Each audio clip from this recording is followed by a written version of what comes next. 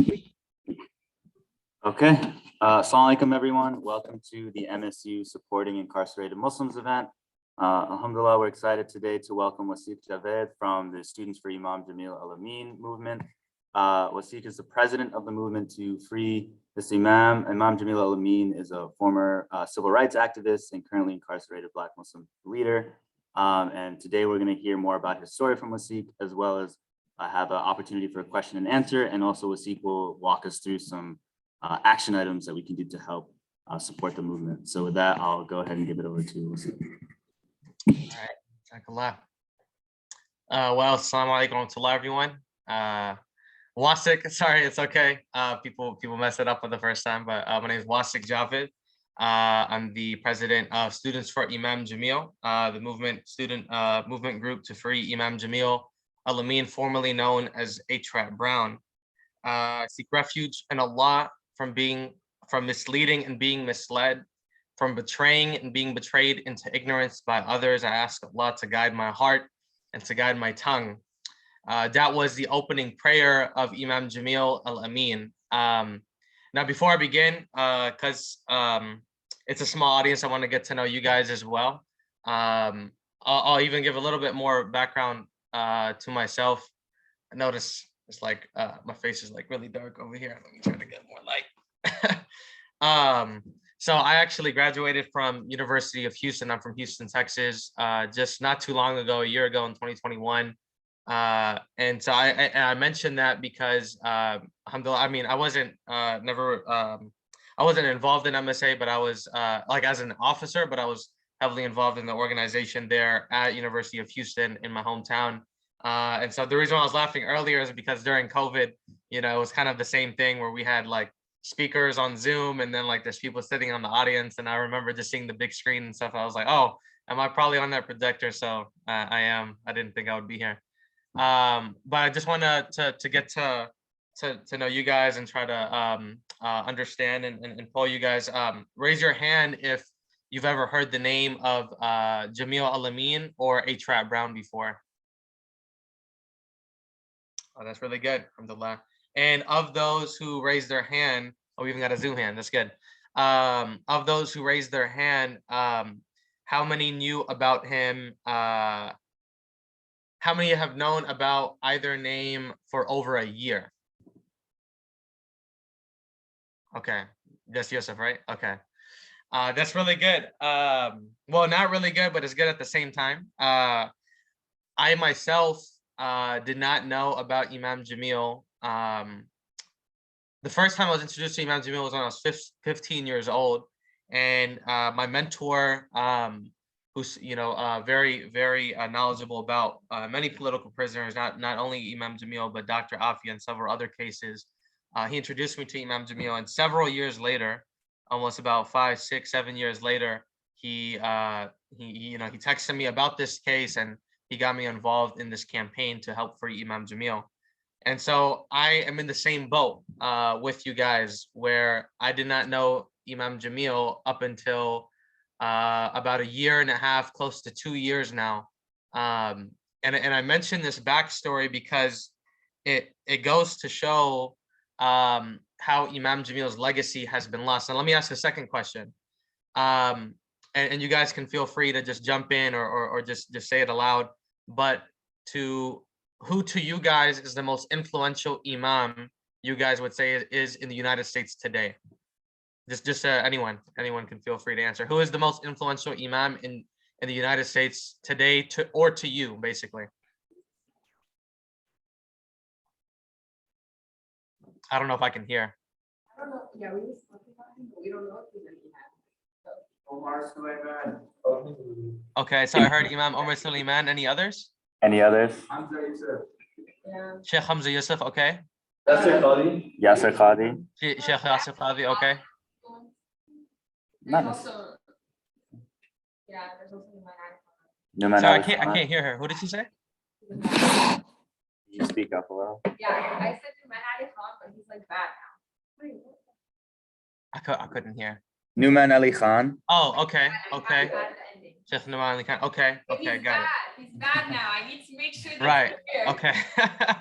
Don't worry. Okay. Okay, so I heard a few names. So let's just say, for example, Imam Umar Suleiman, Sheikh Hamza Yusuf, and Sheikh Yasir Qazi. The first three names I heard, right?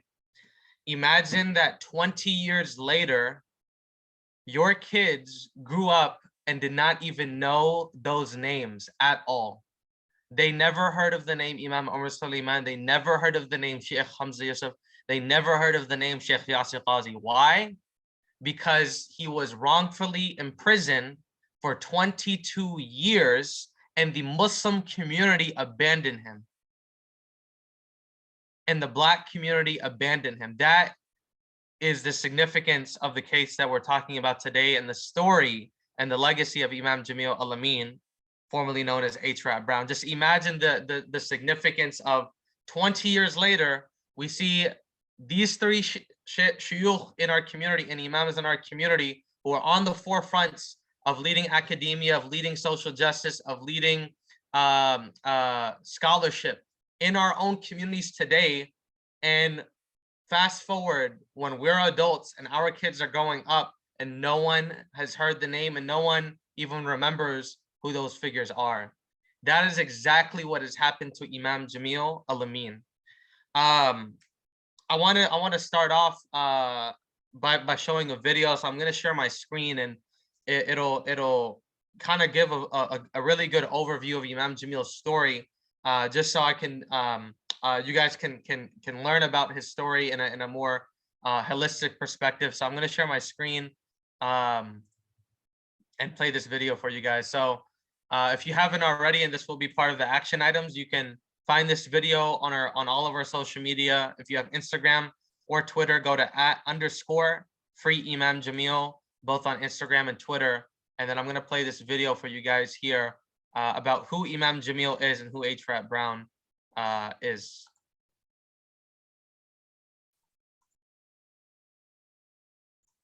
You guys can see it, right, on the screen? Okay. H-Rap Brown, the 5th chairman of the Student Nonviolent Coordinating Committee and Minister of Justice for the Black Panther Party, is one of the most powerful Black revolutionaries and human rights activists in the civil rights movement. See, unlike America would have us believe, the greatest problem confronting this country today is not pollution and bad breath. It's Black people. It's Black people. At the age of 21, Brown, as a part of a delegation to demand action for the civil rights of African Americans, met with President Lyndon B. Johnson. Brown laid the foundations for Black political power in the South by fighting against Jim Crow segregation and organizing Black voters. The FBI's COINTELPRO program, aimed at disrupting Black political movements and neutralizing Black messiahs such as Martin Luther King and Malcolm X, targeted Brown in an effort to diminish his growing influence across the nation. In 1967, Brown was falsely charged with inciting riots following a rally speech in Cambridge, Maryland. As a result of Brown's threat to the status quo, Congress passed the H-Rap Brown law, which made it illegal to cross state lines in order to incite a riot. While serving time in prison, Brown converted to Islam and changed his name to Jamil Abdullah Amin. Upon release from prison, Jamil Amin made the Hajj pilgrimage to Mecca and traveled the world to study Islam in West Africa, India, Pakistan, and the West Indies. By the token of time and through the ages, verily man is a loser. Except those who are given to righteousness and who counsel each other to truth and who counsel each other to patience. He returned to Atlanta, Georgia as Imam Jamil Amin to establish a community mosque in the West End neighborhood of Atlanta, notorious for its gang violence and drugs. Imam Jamil, concerned about the social revolution and spiritual upliftment of his community, led a neighborhood cleanup of drugs and prostitution through anti-drug and violence campaigns, and established several social programs while simultaneously unifying the diverse Muslim community in America nationally. The FBI continued to surveil Imam Jamil until this day and look for any way to pin a crime upon him. Later documents reveal the FBI had a 44,000-page file on him and his community. In May 1999, Imam Jamil was illegally pulled over and charged with impersonation of a police officer for possessing a badge gifted to him by the mayor of Whitehall, Alabama. While out to arrest Imam Jamil, 2 officers mistakenly shoot at another African-American male, Otis Jackson. As a result, 1 officer is killed and the other is wounded on the scene. Despite Jackson confessing to the crime publicly on video and masking the description of the shooter from eyewitnesses, the confession has never been mentioned in a single trial of Amin, and factual evidence was left outside of the trial due to judicial misconduct. That you had committed a murder and were involved in the shooting of a cop in March of 2000 in Atlanta, Georgia. Yes. But you weren't arrested for it, were you? No, sir, I was not. In fact, another person was tried and convicted. Jamil Amin, yes, sir. Thus, Imam Jamil was sentenced to life in prison in 2002 for a crime he did not commit. We, the jury, find the defendant guilty. Because of the launch of the Conviction Integrity Unit, the Fulton County District Attorney's Office now has the power to reopen Imam Jamil's case and exonerate Imam Jamil based on the clear evidence of his innocence and confessions of the crime. On Tuesday, August 11th, Fonnie Willis unseated 23-year incumbent Paul Howard in the Fulton County District Attorney runoff election. On Monday, August 10th, in response to national and local efforts urging both candidates to reopen the case, Fonnie Willis spoke in support of looking into past convictions. The district attorney's job is to make sure justice is done, not just convict people. That's why, as district attorney, I will always consider information that calls into question past convictions. We implore Paul Howard to cement his legacy on a positive note, by rectifying one of the most egregious wrongs that occurred during his career before he leaves office. We would also like to commend Fonnie Willis for taking a stand against injustice through a statement of support to consider the reopening of Imam Jamil's case, one of the greatest leaders of the civil rights movement. Those who stand for justice against the systemic oppression facing Black lives in America and Muslim surveillance in a post-9/11 society must also stand in solidarity with the living Black Muslim revolutionary who has been long forgotten.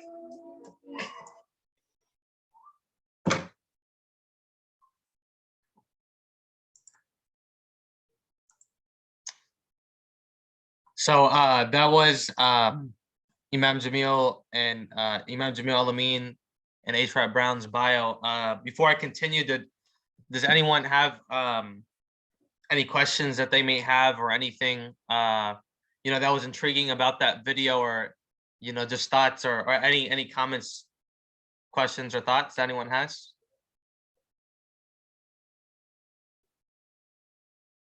Did you guys know about Imam Jamil's story to that extent prior to this video? Alhamdulillah, that's good. So any questions or anything before I proceed? You don't have to be shy, trust me. I won't bite or anything. Okay. No, that's okay. So Actually, wait, I guess I have a question real quick. Sure, of course. One thing, also I'm like carrying in my fault, but I've been following this case, for a little more than a year now. I'm familiar that, and maybe this might be something you touch on later, so definitely don't have to answer now, but I know Imam Jamil has undergone a lot of different health problems and health conditions and sort of being denied access while imprisoned and sort of that. Do you have any more information on sort of what he's been going through and that lack of care, or if that again is something you can get into? For sure. No, I can. That's actually a good segue, and I'll jump straight into it. And so, without going much more into Imam Jamil's background and bio, because I think the video speaks for itself, I just want to talk about the humanitarian aspect of it, right? So, Imam Jamil is a state prisoner in Georgia, and because of his influence and impact, I mean, from the days of H. Brown as a black as a black freedom fighter, into Imam Jamil Al-Amin, who then took the Quran and Sunnah and took Islam as a liberational theology, where they recognize that Islam is the solution to racism. Islam is the solution for African Americans in this country to find a system to adopt and find freedom in their own movement. And then even when Imam Jamil is in prison, his impact and his character, it never ever stopped. When he was in Georgia State Prison, he was in a cell next to a white supremacist from the Aryan Nation. And they kind of put him there as an intimidation tactic, and Imam Jamil literally gives him dawah and spreads the message of Islam through the air vent into his cell, and he converts to Islam and takes the Shahada. And because of Imam Jamil's impact in the prison, the warden and they were having so much fear about him and everything, so they essentially just classified him as a high-profile prisoner and use that as an excuse to transfer him to the federal prison. And this is very rare to happen, where a state prisoner transfers into a federal prison, though they were charged by the state and not charged from the U.S. government. And so, within the first few years of Imam Jamil's imprisonment, he was transferred to the federal Supermax in Florence, Colorado. If you look up one of the worst prisons in America, Florence, Colorado comes to the top 3 easily. And he was in that prison in the hole in solitary confinement for 23 hours a day underground.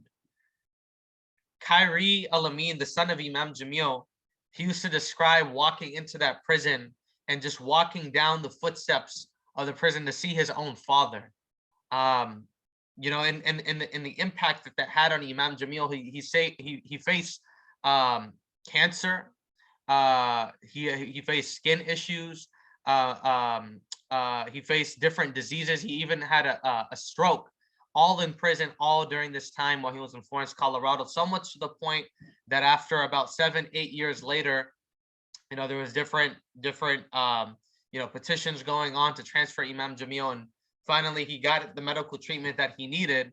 And just a few years ago, in about 2017 or 18, he was transferred to Tucson, Arizona, where he currently resides. And just think about this whole entire thing, right? Imam Jamil is a state prisoner. He was in Georgia. He gets transferred to Colorado, then he gets treatment. It was actually in Philadelphia. Then he gets transferred to Tucson. And all of this is done to just throw him around in the system, keep him away from his attorneys, keep him away from his family. And in the past 3 years, Imam Jamil has been asking for a cataract surgery because he's 78 years old. Just think about it. He's 78 years old. My grandparents haven't lived till 78 years old. He's in such old age and such fragile age, and he's been in prison for 22 years. And for 3 years, he's been asking to see, just to be able to read. In this, unfortunately, in February of this year, Imam Jamil became fully blind, completely blind. He wasn't able to read correspondence. He wasn't able to read letters coming in. He wasn't able to communicate with his lawyers through what was being written. And alhamdulillah, fast forward to August of 2021, which was just a few months ago, we organized a protest in Tucson, Arizona, where Imam Jamil is in prison. And 3 days after that protest, alhamdulillah, Imam Jamil's eyesight was restored. They gave him the surgery that he needed. But that wasn't enough, right? Imam Jamil can see now, but he is still in prison, right? And so it's our job and our responsibility as young people, first and foremost as young people, to think about who Imam Jamil is, think about who he was at our age. At 21 years old, H. Brown at the time, he went as part of a delegation with SNCC, and this was mentioned in the video, to go protest to President Lyndon B. Johnson. And the story, it's really funny what he says in that meeting. He says that all the other kind of SNCC members, they were actually they were sitting there in that meeting, and they were basically trying to have diplomacy and talk to the president in a formal way, of course. And H. wasn't having it, and he basically was like, the president was talking about President LBJ was talking about how they were protesting out at night, the entire night, and his daughters couldn't sleep. And then H. Brown's like, you're talking about your daughters not being able to sleep. Black people have been struggling in this country, haven't been able to sleep for 100 years. And just the charisma and the eloquence and the style of H. Brown and being able to speak truth to power at such a young age. How many of you guys know of the Student Nonviolent Coordinating Committee? Okay. So that was the student arm of the civil rights movement. It's one of the organizations that developed during the civil rights movement. How many of you guys know of Congressman John Lewis, the late Congressman John Lewis? Okay, good. So if you don't know this, Congressman John Lewis was the chairman during the civil rights movement, the third chairman of the Student Nonviolent Coordinating Committee. A. Brown was the fifth. Literally right after Congressman John Lewis, it was Stokely Carmichael, and after Stokely Carmichael was A. Brown. And so the connection is so tight in our history books. It's so tight in our history, sorry, but not in our history books, that we know of figures like Congressman John Lewis. We know of people like Fred Hampton. Fred Hampton also at 21 years old was assassinated by the FBI for doing what? For unifying notorious gangs in Chicago as part of the Black Panther Party. A. Brown, is in the same category of people, where at a young age, he is standing up for his community and standing up to the systems that oppress his people. And so us as young people, we have to think, not only as being young people, but also specifically as being Muslim youth.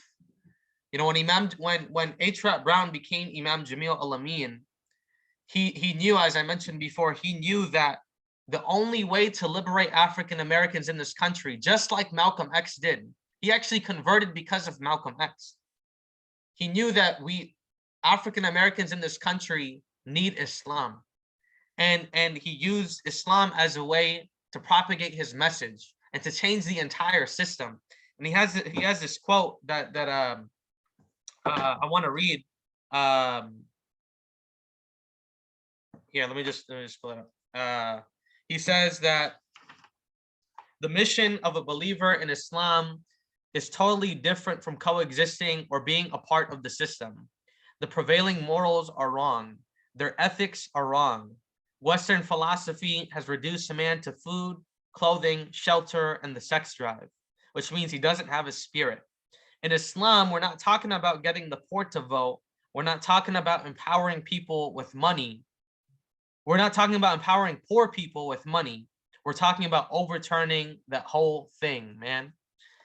And that's the vision, just to get a taste of who Imam Jamil is.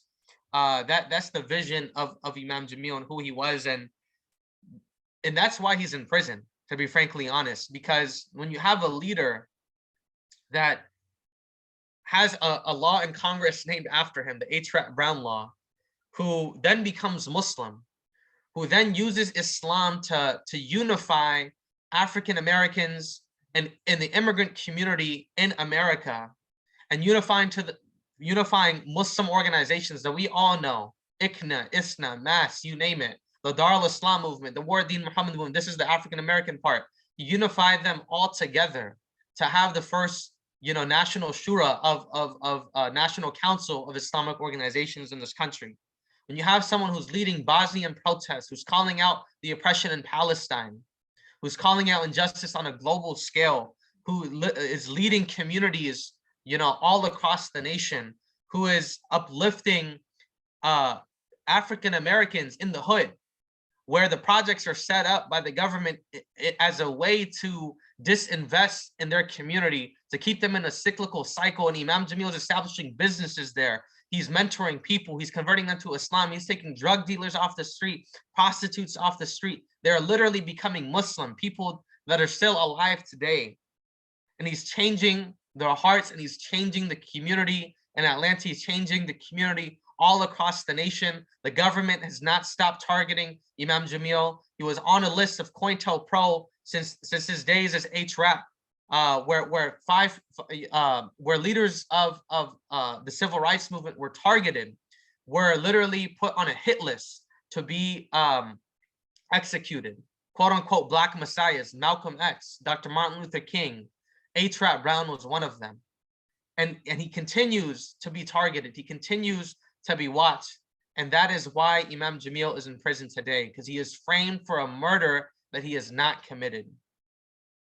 A murder that someone by the name of Otis Jackson has confessed to multiple times, in a video. You guys saw the confession literally in that video, in a written affidavits. He's talked to the FBI, and they know all of this. They know. Yet his confession was never in the trial. Judicial misconduct, all the, the legal inequities that happened during his trial over and over after each appeal. When his case went all the way up to the Supreme Court in 2019, and it was declined. Because the government knows who H. Brown is. The government knows who Imam Jamil Amin is. But he's sitting behind bars, stuck in a hole, over 1,000 miles away from his family, not written in the history books, cut off from our generation. The Muslim community is not there. No one is calling his name. No one knows who he is. He is literally left to die without anyone knowing about who he is or his legacy. And we can never let that happen. Inshallah, we can never let that happen. We have a responsibility to make sure that even if our own community has not been able to vocalize the cause of Imam Jamil, it's on us as young people to bring his name back. It's on us to organize khutbahs. It's on us to organize workshops, to organize events like this. It's on us to raise awareness for him, to contribute to him, to ask what we can do, to donate, to support. Share it to your story. Share it to everyone that you know. Because if Imam Jamil Amin is literally a living legend, and if he passes away without his name being preserved or his legacy being preserved, then we have failed as a community. And we have failed in our mission of what a true Muslim is. Standing up for those who don't have a voice, standing up for the oppressed, standing up for those who need us most. So with that, I want to open up the floor for Q&A. Anyone has anything that they would like to ask about or get to know more about.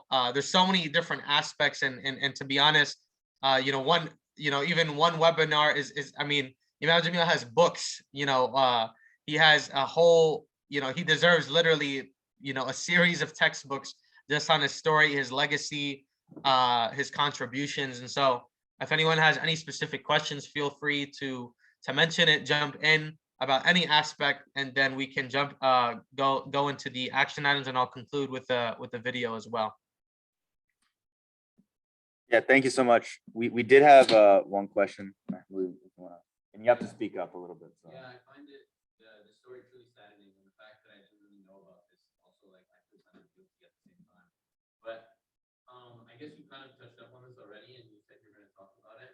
But for us as Stanford students, like, what do you suggest we do to best mobilize the liberation of Imam Jamil?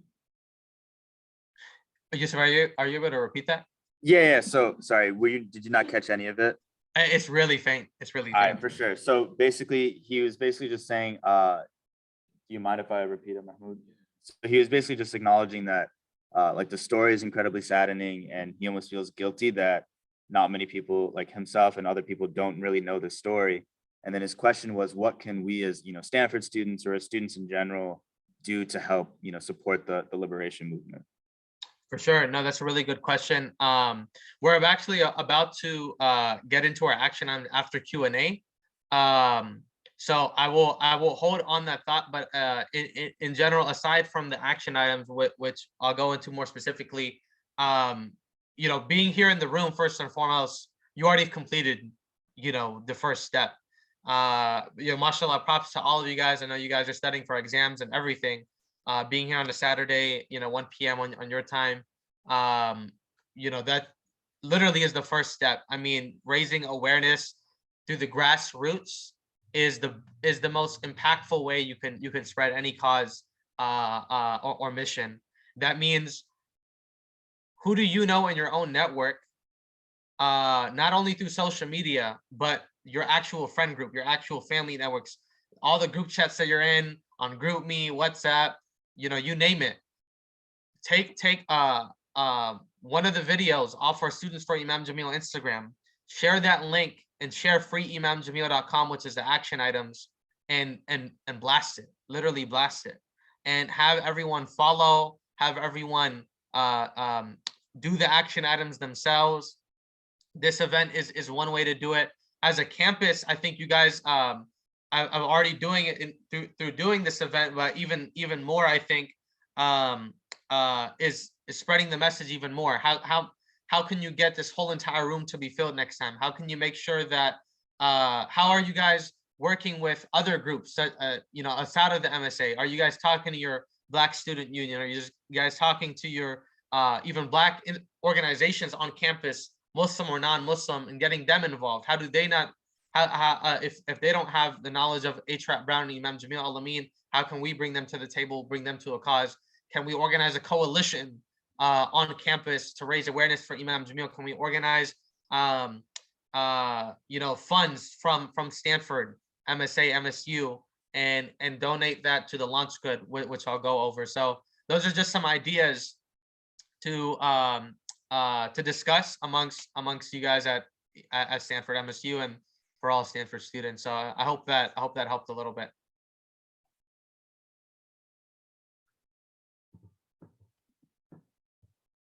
I guess I have. Oh, I I have see. oh, Yeah, go ahead. no, Sammy, go ahead. I had a question. How is Imam Jamil doing right now? I didn't mention you had the cataract surgery. Is he doing better now? Is he able to read communications being sent in out of his cell? Did you get that?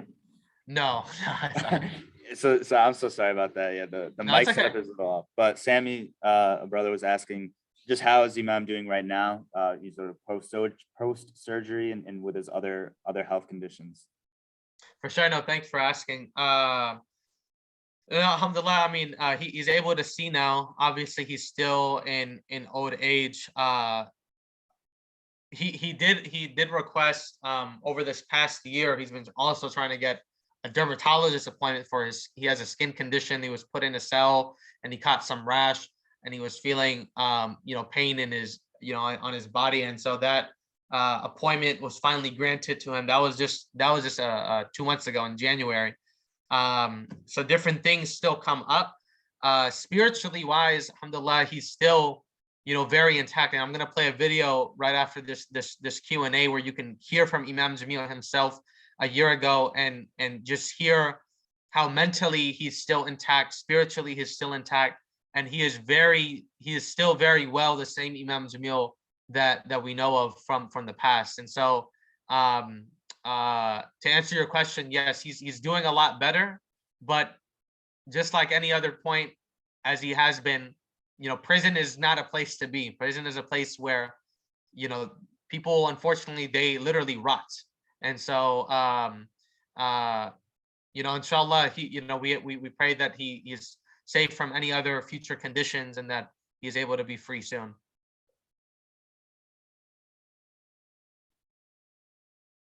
Go ahead.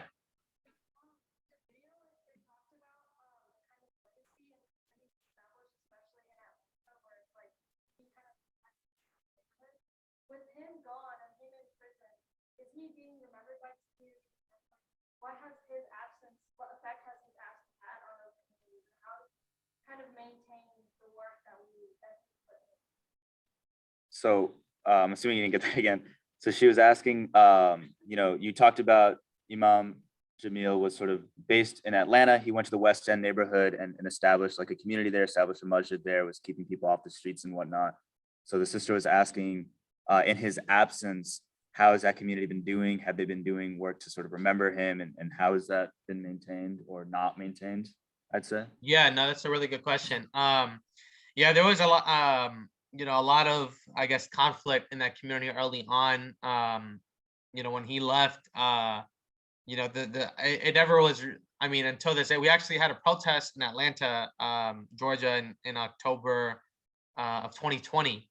And so we had the opportunity, I had the opportunity, alhamdulillah, to visit his mosque, visit his community and different folks from there.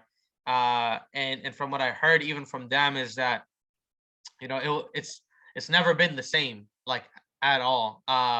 There's obviously a new imam who's in place of him that is now leading the West End Mosque, Imam Nadim. and there's even other groups such as IJN, Imam Jamil Action Network, which is basically all of Imam Jamil's followers from his day and age who are literally our elders now, like in their 60s, 70s. Some have already passed, that are formed, their own group and coalition and different groups across the nation where they do work to still free Imam Jamil and petitions and things like that. And what I realized, over the past 20 years is that these same elders aren't connected to our generation, and they don't have the same tools, technologies, and that we have, such as social media and other tools that we can use to amplify Imam Jamil's message. And so, it's been a journey for their own community. I think of when at that protest, you guys know the rappers Killer Mike, show of hands, T.I., Tip. So T.I., Tip, and Killer Mike, they spoke at that rally. They were there for Imam. They personally know Imam Jamil. They grew up in Atlanta. They're Atlanta-based rappers, and they said that when they were young kids growing up, they lived in the West End area. When they were young kids growing up, they were protected by the Muslims on the streets from drug dealers, from basically bad influence. He said that it was Killer Mike. He has we actually, I just realized we don't even have his full speech on our Instagram, which we do need to put because it's so powerful what he says. He basically says that it was the Muslim community that was saving kids from the crack era. It was the Muslim community and Imam Jamil and his mosque and those people saving kids off the streets from falling into basically the pipeline to prison and getting caught up in the wrong things and being caught up in the same cycle. And it's not like that anymore, with the lack of Imam Jamil there and his presence. Obviously there's new leadership and a new imam there, but Imam Jamil is a rare exception to our community, mashallah, a huge rare exception where he is actually bringing social change to his community, something that I think a lot of our communities in our day and age haven't been able to learn, to get outside of our own box, get outside of our own comfort zone, move beyond even just interfaith dialogue, but actual social services, grassroots change, and advocacy for the oppressed.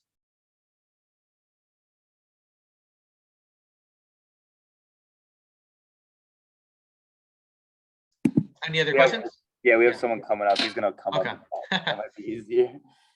Yeah, so in the video, we saw like kind of his journey to Islam, and he like made the Hajj and the pilgrimage. And you also talked about like Malcolm X's influence Right. on converting to Islam. And this question just kind of more out of like my curiosity, but like, what were like some of the factors that like caused him to convert to Islam, and like how is that timeline and that process, and then how did that bring him to Hajj, and then like what did he do in terms of like studying Islam? I'm just like kind of curious and like want to learn more about his background and like. For sure. Yeah, no, that's a really good question. I'll answer it with a quote by Imam Jamil. So this is what he says, basically how he converted to Islam. So he says, in the struggle, we were familiar with Islam in different ways because there was a lot of conversation in the media of Malcolm X. His odyssey from early life to being a Muslim when he died, it was a visible image, and I'm sure his conversion to true Islam had an impact on many different people. It made me look at Islam even more seriously than I would have. I began to ask myself, in terms of what they are talking about, what's wrong with it? I couldn't find anything wrong. It caused me to investigate it even more, which required my becoming a Muslim. And then he later says that becoming a Muslim was no more than a continuation of a lifestyle.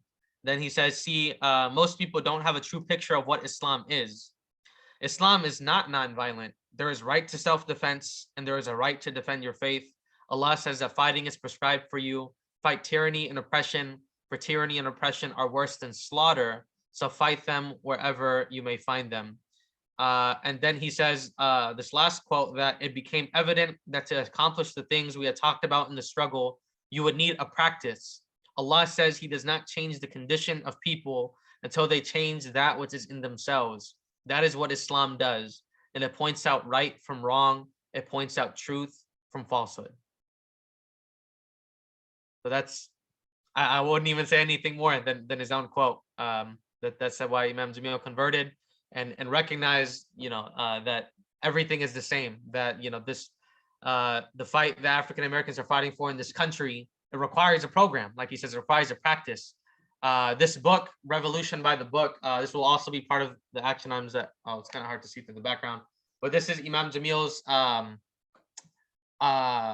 essentially his treatise of how to create revolution by the book, referencing the Quran and Sunnah. And so he writes this entire book where he delves into different topics, such as how to achieve revolution of the self, as a part of the community unit, as part of the Jamaat, as part of the entire ummah of Islam. So he talks about changing yourself to worship Allah, and what does actual submission mean? What does submission mean in your wealth? What does submission mean in your diet? How to change the conditions of your family. And so he goes into different topics where he recognizes, as Jamil al-Amin, as an imam, that, if I want to truly liberate people from oppression, the only means to do it is through Islam. And the only way I can do it individually as a Muslim is to first and foremost change myself and then change others. And so that's, some background to Imam Jamil's conversion and how he utilizes Islam as Jamil al-Amin. That was a good question. Any others?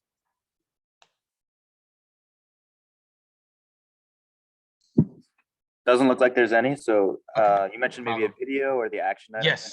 Yes. So Yeah. I'll go ahead and I'll share a yeah, actually I'll do the action items first, and then I think we'll end off on the video. Or actually I'll switch it. I'm sorry. I'm gonna do the video first, and then we'll do the action items. Okay, so this is actually, prior to that, I'll do two videos. I'm sorry. I'll do this 2021 recap where you'll get to hear or learn about what Students for Imam Jamil was able to accomplish in this past year, and different feats and accomplishments and milestones that we've had. And then I'll play the video of Imam Jamil from prison.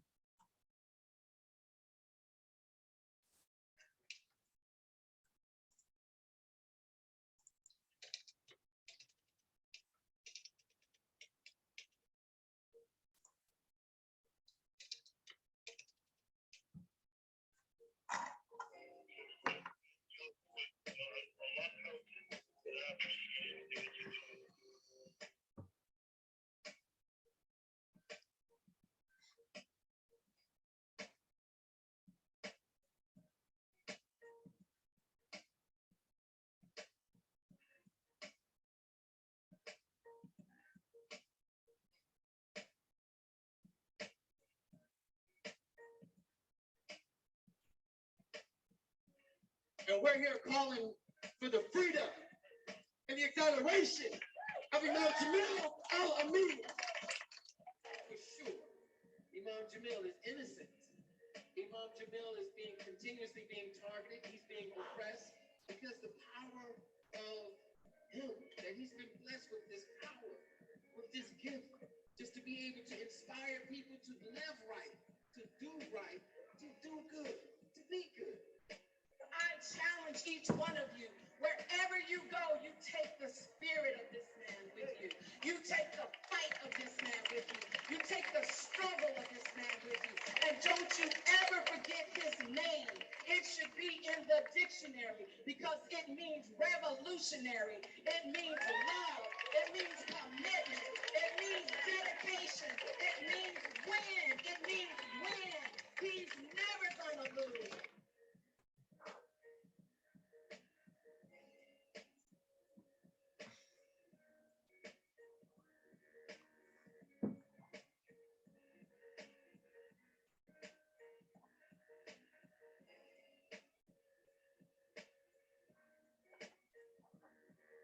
So now Imam Jamil can see again, but he's still seeing prison bars.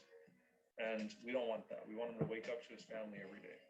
We want him to wake up and to go and give a khutbah in a masjid, as he should give a khutbah in a masjid. We want him to do press conferences and speak in protest rather than be protested for.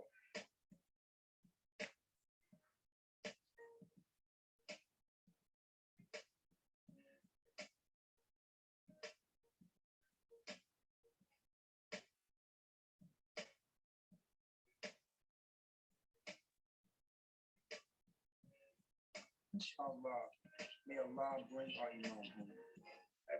You know what I'm saying? Amin.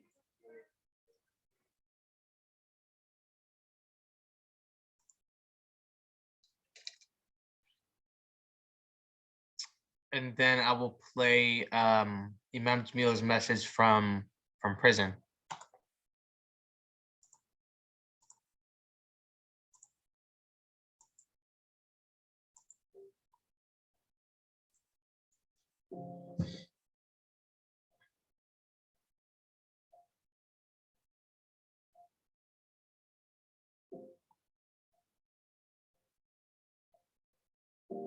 I actually have my father on the phone. I'm gonna put him on speaker and see if we can't hear him give salams at least.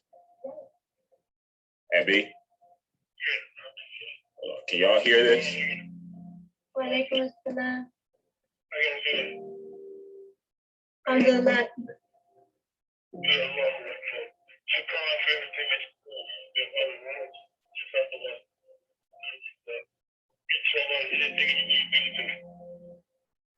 They can barely hear you. He says, is there anything you need him to do? Imam, we just ask that you stay strong and that you hold on.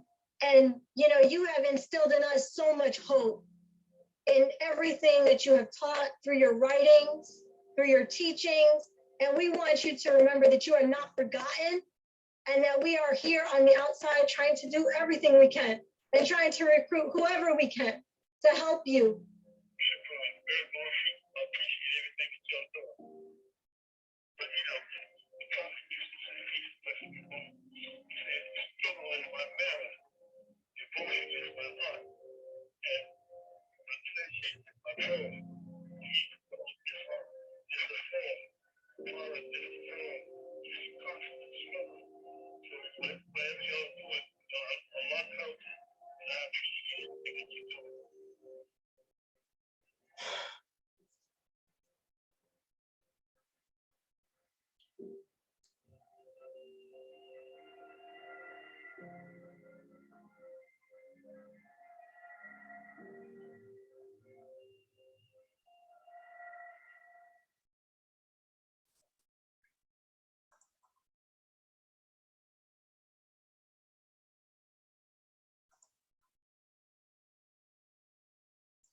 So that was Imam Jamil's message from prison. It always gets me my eyes watering. You know, just hearing from him and hearing, you know, that was last year, February 2021. You know, and hearing, you know, just his character. You know, you get to witness his character in that video when he asks us, what can he do for us when he's sitting behind bars, subhanAllah. He's sitting behind prison bars and he's asking us, what can we do for him? Or what can he do for us? I'm sorry. And so it's just, subhanAllah, just amazing to witness, you know, who he is, you know, despite being in prison for 22 years, despite being medically neglected, despite being tortured and persecuted, despite being oppressed by the system, despite being abandoned by the community, despite, you know, no one knowing his name. It's time for us to change all of that, and it's time for us to do something for Imam Jamil and act on his behalf for the sake of Allah. And so I want to lead in right to the action items as something that we can all do. And so as I walk through this, if everyone can actually take out their phones right now, and I'll walk through all the action items. The first and foremost being that you go to your Instagram, you go to your Twitter, and put in the handle @_free Imam Jamil and follow us right now in this moment. If you don't already, go to Instagram. The handle is _free Imam Jamil on Instagram and Twitter. If you're on Facebook, it's at Free Imam Jamil, or you can type in Students for Imam Jamil on Facebook. So I have the notifications right here. I should see a few follows in the next few seconds. _ Free Imam Jamil on Instagram, _ Free Imam Jamil on Twitter, and Students for Imam Jamil on Facebook. You can type it in and like the page and follow us on social media.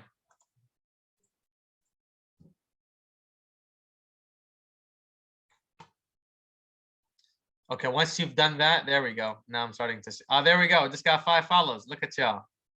You guys are good, mashallah. So Instagram, Twitter, Facebook. Then in the bio of Instagram or Twitter, freeimamjamil.com is the action items link. If you click on that, it'll open up this link tree, or you can just type in directly to Google freeimamjamil.com and it'll redirect you to our link tree. Then I'll just wait a few moments for everyone to get here. So again, the first action item, follow us _ Free Imam Jamil on all social media, Instagram, Twitter, and Facebook. And then go to the link in the bio, freeimamjamil.com, and then you should be at the link tree. Okay. If everyone just give me a thumbs up when you're done and you're on this page. Okay. All right. Awesome.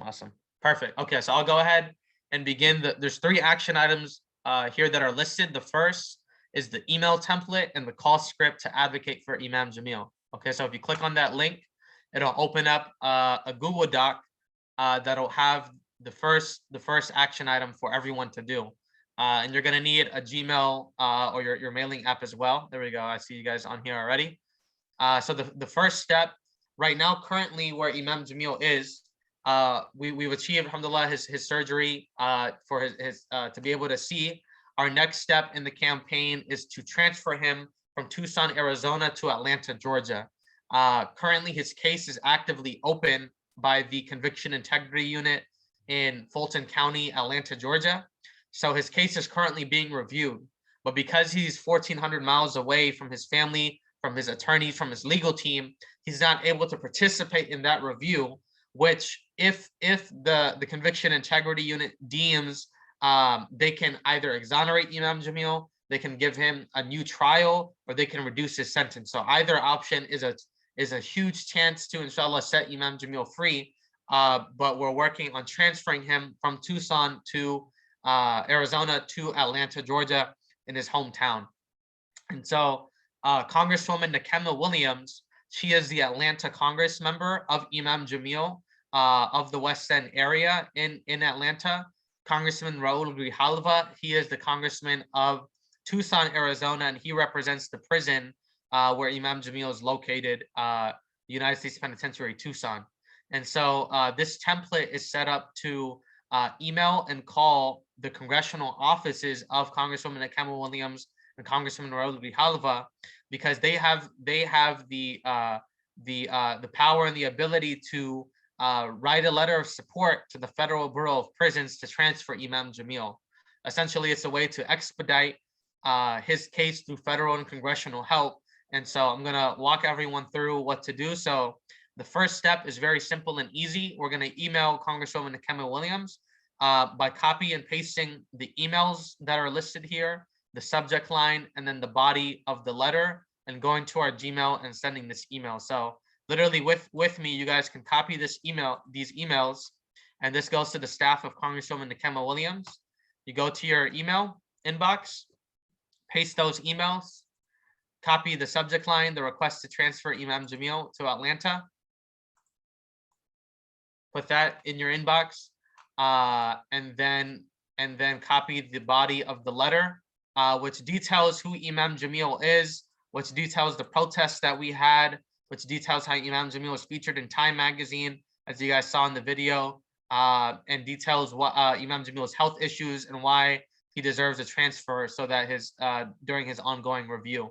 So you copy that email and then paste it into your email, and then at the very bottom, the only thing to change is your name and address. So you can put your full name, and you can put your address. You could, if since you guys are in California, The reason why we put address is if you're a constituent of either Tucson or Atlanta, but if you're not, you can just put the city and the state that you live in. So I'm going to put Houston, Texas. So again, this first step, we're copy pasting the emails listed in the template, copy paste the subject line, and then the body of the letter, and then copy that into your email. And then at the very end, just change your name and change your location and your address and hit send. And that is literally the first action item. This is sending an email to Congresswoman Nikema Williams and her staff. So if everyone can just give me a thumbs up when you've completed that step. So then I'll move on to the next one. Okay, perfect. The second one is the same exact process, but we're going to email Congressman Raul Grijalva from Tucson, Arizona.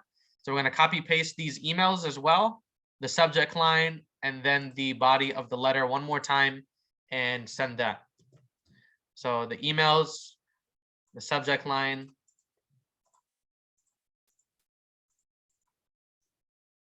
and then the body of the letter from Dear Congressman Raul Grijalva all the way into the signature.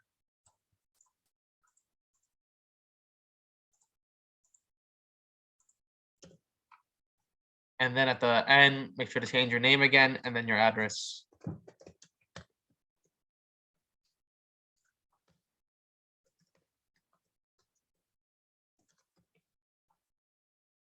Once you're done, just hit send, and that's the second action item. Quick question. Yes. Someone pointed out, so in the letter of some of the emails, it mentions the Time Magazine article, and it says like this week, and I'm assuming, yes, I need to change that actually. I need, yeah. I'll actually, someone's coming in the waiting room. Yeah, I'll change that right now. I guess it's like, for right now, it's like a semantic thing, but just for future, I guess. Right. No, thanks for pointing that out. I had meant to change that. So this update's live because I have access to it. So now it's good to go. But either way, it should be fine. Yeah. Thank you for pointing that out. So is everyone done with sending the second email? Just give a thumbs up. Okay, perfect. You guys are awesome. So yes, the first. So just an overview. We're on. Follow us on @_free Imam Jamil. Go to freeimamjamil.com, open the first link, the email template and call script, copy paste the emails, the subject line and the body of the letter. Send the first email to Congresswoman Nikema Williams, the second one to Raul Grijalva. Then the third step in this document is to call the Congress members' offices using this call script. So I want everyone right now to make the intention or to take out your calendars if you have Google Calendar or whatever calendar you have on your phone, and put a 15-minute event on your calendar for this week to call these offices. Make a reminder for yourself, however you want for yourself, and make the intention to call Congresswoman Nikema Williams and Congressman Raul Grijalva. And you can use this script, which is just a guideline for you to utilize, where you mention your name, where you live, and that you're calling to urgently request the transfer event of Imam Jamil Amin, and basically who he is. He's a wrongfully imprisoned human rights leader, and we demand that the Congress person uses their platform to call for the transfer of Imam Jamil. So go ahead and do that. You can put it in your calendars, make a note. Literally 5-10 minutes during office hours, of course. So 9 a.m. To 5 p.m. This Congresswoman Nikema Williams is on the Eastern is on EST, and Raul Grijalva is on PST as well. So it's the same time as California. So just keep that in mind. And there's additional talking points if needed for whoever the staffer that you're talking to. How he's been in prison. He's 78 years old. He's in deteriorating health conditions. He's not been able to see his family regularly, just causing emotional impact. And the different ailments that he is currently going through. So once you've made that note in your calendar to call these offices, this is an optional step. If you would like to, you guys can print out this template and change your name, and then print it out and mail it, and their addresses are listed below. So this is the first action item, again, to send 2 emails to both Congresswoman Nikema Williams, Congressman Raul Grijalva, and to call their offices. Make a note sometime this week to call them and to ask for the transfer of Imam Jamil Amin.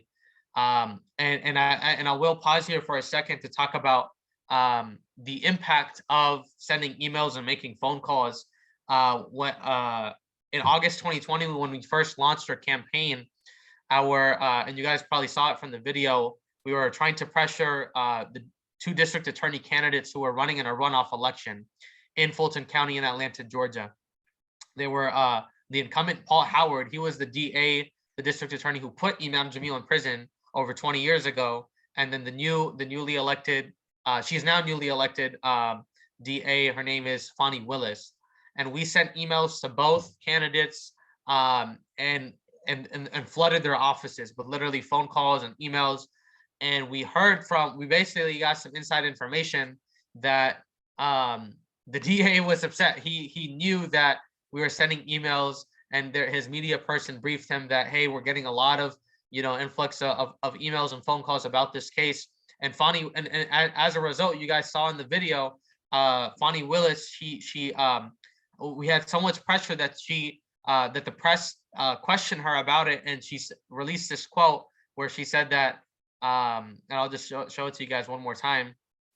She said that the district attorney's job is to make sure justice is done, not just convict people. That's why, as district attorney, I will always consider information that calls into question past convictions. If people have information that may indicate that this conviction was unjust, I will certainly provide them the opportunity to come forward, and I will give the information full consideration. If I agree that the information calls into question the legitimacy of the conviction, I will reopen the case. And she is literally talking about Imam Jamil's case. And that was just from the impact of sending emails and phone calls to her campaign. And alhamdulillah, she's still been working with us. She is currently still reviewing Imam Jamil's case, has devoted, even a month just alone to that case for the Conviction Integrity Unit. So the pressure does work. The second action item, if you guys go back to freeimamjamil.com on the link tree, is donate to Free Imam Jamil. And so Imam Jamil has he has an extensive legal team that requires funds and financial contributions from the community. Right now we have a goal of 50,000. Alhamdulillah, we're at close to 29K, 30K. And this is just the minimum amount. The actual, legal fees are for all his lawyers are, in the close to even hundreds of thousands. And so this is just an effort that we want to expand and get people to donate, to financially contribute to Imam Jamil's cause for his legal defense in order to represent Imam Jamil and do everything that we can to set him free. So even right now, while you guys are at it, if you're able to put in however much you can, $1, $5, $20, $50, however much you can to this cause, make a sincere intention, and it all makes a difference collectively if we all contribute. And the last is the free wrap merchandise. So this was started by the son of Imam Jamil, by Kyrie. He's selling these different merchandise, and all funds and all proceeds go to Imam Jamil's legal defense fund as well. So there's hats, face masks, t-shirts, hoodies. I actually have the hoodie with me right here. I'm not wearing it, but I have show you guys. It says free wrap. It's a nice, comfortable hoodie. And on the back, it even mentions some facts of Imam Jamil's case.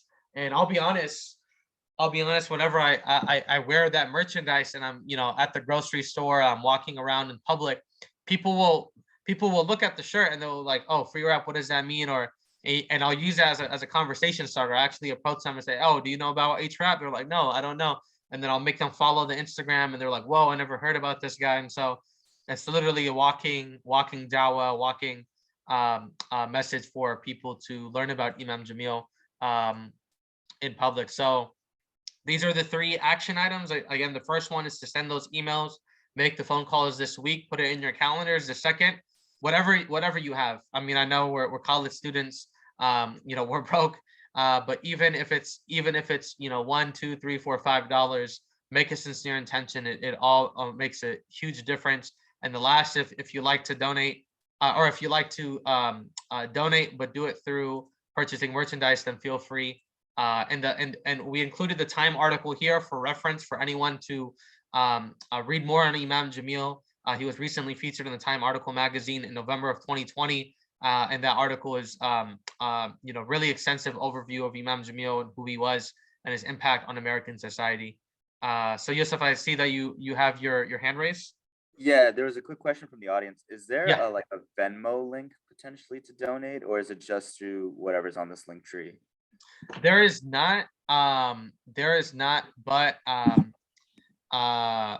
Launch Good, the way it works is basically through donating with your credit or debit card. So if you're unable to do that, I would suggest maybe asking a friend if they have a credit or debit card and Venmoing them and then just donating.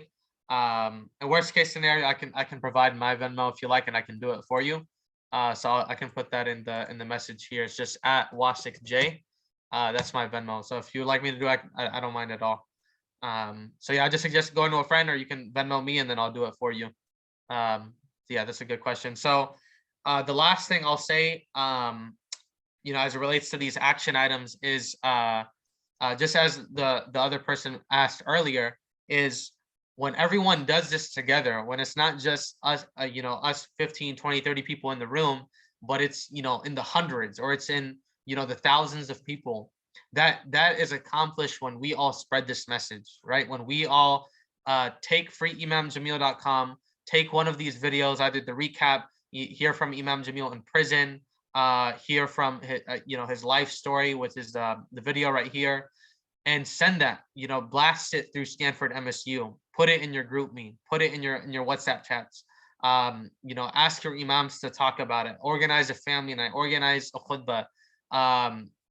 When we all come together to complete these action items, to send emails, make phone calls, donate to the cause, it makes a huge difference. And collectively, just in the past year and a half, I mean, so many organizations have came together. So all the national organizations in the past that have forgotten Imam Jamil, they are all back on board. We're all collectively thinking together, strategizing, figuring out what's the next move. And the last thing I'll say is, you guys are college students. We all have different talents. If you have right now, actually, we're actually looking for someone with web design skills who can create a website, or anyone with video editing skills to help join our team even and be part of Students for Imam Jamil on the core team. And so if you guys are interested in joining the Students for Imam Jamil team itself, and you guys have certain specific talents you guys can offer, be it web design or video editing, graphic design, or anything, any talents or skills that you guys have, just DM us. We're always seeking to recruit people and help us join our team and help us behind the scenes organize. Everything that you see is run by students, right? It's not myself, it's the whole team of us that are putting this work together, that are organizing the protests, that are organizing, webinars like these. And so, it requires us collectively to come together. So 2 action items to leave you guys with. Follow, again, if you haven't already, @_ free Imam Jamil, Instagram, Twitter, and Facebook. And visit freeimamjamil.com, complete those action items. We just did that. And the third, take the social media handles and take freeimamjamil.com and blast that in your networks, and do that today, do that right now, do that in the Stanford MSU chat, do that in all your networks that you have. And I highly recommend, if you guys really want to learn more about Imam Jamil and his case, to purchase Revolution by the Book. This is, again, the treatise that Imam Jamil wrote about how to achieve revolution by the Quran and Sunnah. And the second book, The Imprisonment of Imam Jamil Amin, it's a little hard to see. The Imprisonment of Imam Jamil Amin, is it a government conspiracy or not? And this gives a very good overview of Imam Jamil, his biography, his case, with quotes from many people, such as Dr. Martin Luther King's wife, who knew Imam Jamil, who spoke on the case, from Kyrie Amin, the son of Imam Jamil, and even Dr. Cornel West, who's a leading academic here in America. And so with that, if there's any final questions or anything, that feel free to ask. And then with that, that's all I have for you guys today. And I appreciate everyone's time and energy and support for participating and everything. So thank you once again.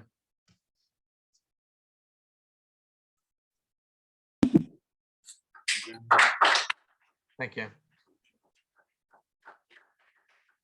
Yeah, Jazakallah khair. Thank you so much for this great opportunity. You know, I certainly learned a lot, learned more than I had before. I don't want to cut you off. I'm sure everyone else did as well. And yeah, I guess just thank you so much for taking your time to come and speak to us. I think inshallah we're all gonna take this going forward and keep spreading the message. I know I want to get more involved and keep spreading this and do more talks like this. So yeah, again, thank you so much for giving your time.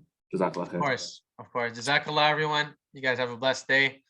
Feel free once again, DM us, reach out to us, follow us, spread the message. Jazakallah khair. Assalamu alaikum. Wa alaikum assalam.